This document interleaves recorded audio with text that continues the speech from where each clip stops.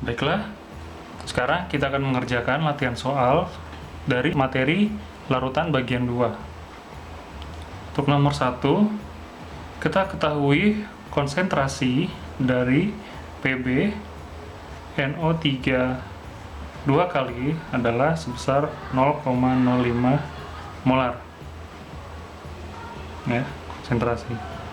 Kemudian diketahui lagi konsentrasi dari HCl juga 0,05 molar. Ya. Kemudian diketahui KSP dari PbCl2 adalah 6,25 kali 10 pangkat min 5. Yang ditanyakan adalah apakah terjadi endapan PbCl2 ketika PbNO3 dua kali direaksikan dengan HCl. Berarti di sini kita harus mencari nilai QC dari PbCl2 terlebih dahulu. Nah, untuk menghitung QC dari PbCl2, kita harus memiliki konsentrasi dari Pb dan juga Cl. Untuk menentukan QC dari PbCl2, kita harus menghitung konsentrasi dari ion terlarut dari PbCl2, yaitu adalah Pb dan Cl. Ini kita coba buat reaksinya. PbCl2 ya, dia akan larut menjadi Pb 2+ dan Cl-. Nah, di sini Cl-nya ada 2, di sini 1, berarti kita berikan sini koefisiennya adalah 2. Ya. Sehingga nanti untuk perhitungan konsentrasi 2 ini kita gunakan sebagai pangkat dari konsentrasi Cl. Nah, selanjutnya kita akan mencari bagaimana menghitung konsentrasi dari Pb dan juga Cl. Kita bisa mengambil dari Pb NO3 dua kali. Pb NO3 dua kali, dia akan terdisosiasi menjadi Pb 2+ dan NO3-. Di sini kita ketahui bahwa konsentrasi PbNO3 dua kali adalah 0,05 molar. Karena yang kita mencari adalah Pb, maka kita bisa gunakan perbandingan koefisien. Untuk Pb ini 1 dan Pb 2+ 1, sehingga konsentrasi dari Pb 2+ adalah juga 0,05 molar. Kita sudah mendapatkan konsentrasi dari Pb. Selanjutnya kita akan mencari konsentrasi dari Cl. Bagaimana caranya? Kita bisa menggunakan reaksi ionisasi dari HCl. HCl dia akan terdisosiasi menjadi H+ dan Cl-. Di sini konsentrasi dari HCl adalah 0,05 molar. Yang akan kita cari adalah konsentrasi dari Cl. Di sini koefisiennya sama 1, sehingga kita bisa tuliskan di sini konsentrasi untuk Cl- juga adalah 0,05 molar. Dari sini kita sudah mengetahui besaran konsentrasi dari Pb yaitu 0,05 molar dan konsentrasi dari Cl- juga 0,05 molar. Kita langsung masukkan ke rumus QC. Di mana QC PbCl2 yaitu konsentrasi dari Pb 0,05 ya, dan konsentrasi dari Cl- yaitu 0,05 juga. Jangan lupa dipangkatkan 2 karena di sini PbCl2 dia reaksi kesetaraannya adalah 1, dan 2 ya, sehingga di sini kita pangkatkan 2 untuk konsentrasi Cl. Sehingga di sini selanjutnya kita akan reaksikan, kita hitung secara kimia sehingga didapatkan untuk QC dari PbCl2 ini adalah 1,25 kali 10 pangkat min 4. Karena pertanyaannya adalah apakah terbentuk endapan atau tidak, kita akan bandingkan nilai QC dibandingkan dengan KSP. Di sini nilai QC adalah 1,25 kali 10 pangkat min 4. Sedangkan nilai KSP untuk PbCl2 adalah 6,25 kali 10 pangkat min 5. Hal ini berarti nilai QC lebih besar dari KSP, sehingga kita akan ketahui bahwa akan terbentuk endapan dari PbCl2.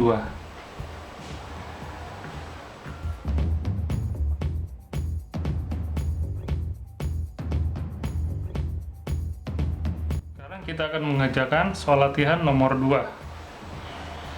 Dari soal nomor 2, kita ketahui bahwa gram dari glukosa adalah 218 gram.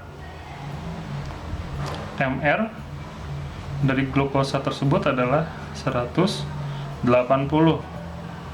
Kemudian jumlah pelarutnya adalah 460 ml.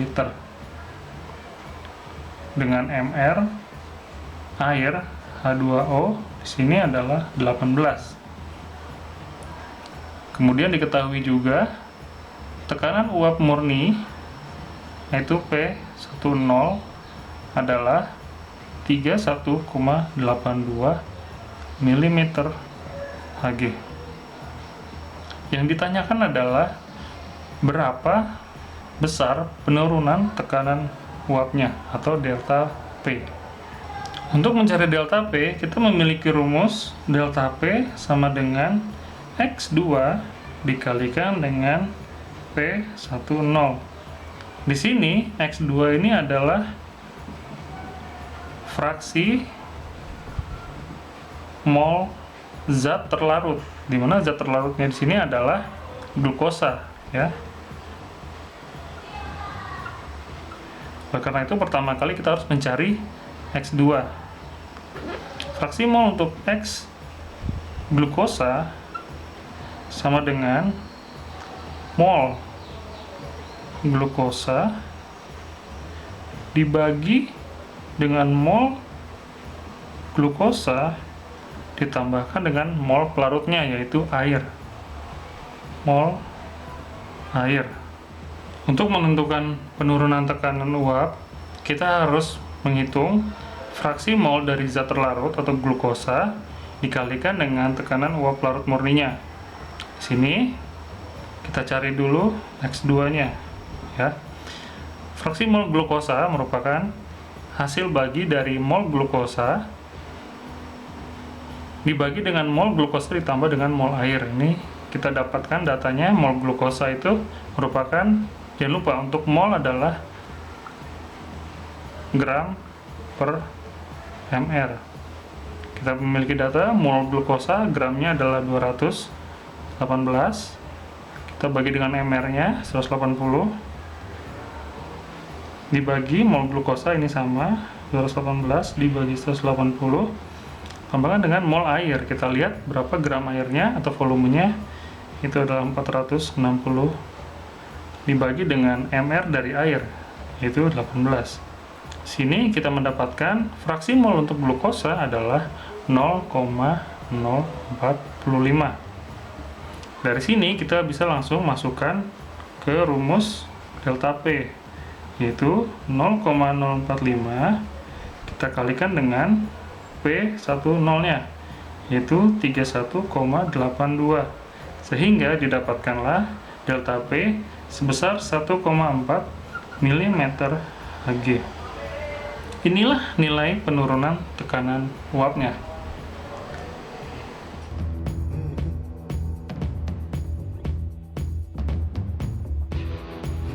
Baiklah, selanjutnya kita akan mengerjakan soal nomor 3. Dari soal nomor 3 diketahui gram dari etilen glikol adalah 478 gram. MR-nya adalah 62. Kemudian kita ketahui juga zat pelarutnya air, dia memiliki massa gram air itu sebesar 3202 gram. Nah, yang ditanyakan adalah titik beku larutan tersebut. Sehingga di sini yang ditanyakan adalah TF. Bagaimana kita menghitung TF? Di sini kita memiliki rumus delta TF sama dengan TF0 dikurangin dengan TF. Delta TF kita cari terlebih dahulu ya, menggunakan rumus berikut. Delta TF sama dengan KF dikalikan dengan molal ya. Kita cari di sini KF dari air itu sebesar 1,86. Kita kalikan dengan molal. Nah, molal ini kita breakdown lagi menjadi gram per mr dikali 1000 per gram air atau massa larutnya. Sehingga di sini 1,86 dikalikan gramnya 478, kita bagi dengan mr etilen glikol itu 62 dikalikan 1000 per massa airnya 3202. Selanjutnya kita operasikan menggunakan matematika, kita dapatkanlah delta TF-nya sebesar 4,48 derajat Celcius. Nah, di sini yang kita tanyakan adalah TF. Kita masukkan datanya. Delta TF sama dengan TF0 dikurangi dengan TF. Sini kita ubah ruasnya, delta TF ke kanan, jadi TF sama dengan TF0 dikurangi delta TF. Delta TF0-nya ini adalah titik beku air. Kita tahu ya, titik beku air adalah 0 derajat Celcius dikurangi delta TF-nya. Kita masukkan jadi 4,48 derajat Celcius.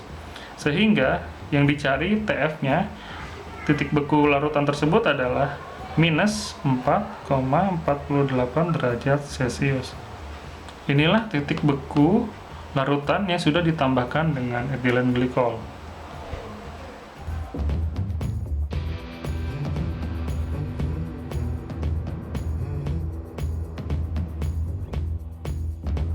Baiklah, selanjutnya kita akan mengerjakan soal nomor 4. Oke, di soal kita ketahui ada tekanan osmotik itu sebesar 2 atm. Kemudian volume larutan fruktosanya itu adalah 500 ml.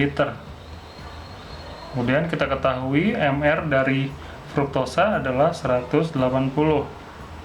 Kita ketahui lagi T di sini adalah 32 derajat Celcius. Dalam rumus tekanan osmotik, suhu ini harus kita ubah dalam bentuk Kelvin, sehingga kita tambahkan 32 ditambahkan dengan 273.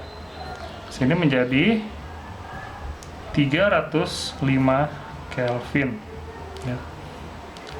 Yang ditanyakan adalah massa dari fruktosanya, berarti di sini adalah M dari fruktosa atau massa dari fruktosa. Kita bisa langsung masukkan ke rumus dari tekanan osmotik, di mana P sama dengan M kali R kali dengan T. Ini karena yang akan kita cari adalah massa dari fruktosa, maka rumus molaritas harus kita detailkan lagi menjadi massa dari fruktosa dibagi dengan mr-nya, kita kalikan 1000 per volume dikalikan dengan R dikalikan dengan T. Ini data kita masukkan. Tekanan osmotiknya adalah 2. Kemudian M ini yang kita cari, mr dari fruktosa adalah 180 dikalikan 1000 per volume larutnya 500, kemudian dikalikan dengan konstanta gas. Nah, ini adalah 0,082 dan dikalikan dengan suhunya 305. Nah, ini dengan perhitungan matematika kita dapatkanlah massa dari fruktosa tersebut sebanyak 7,2 gram.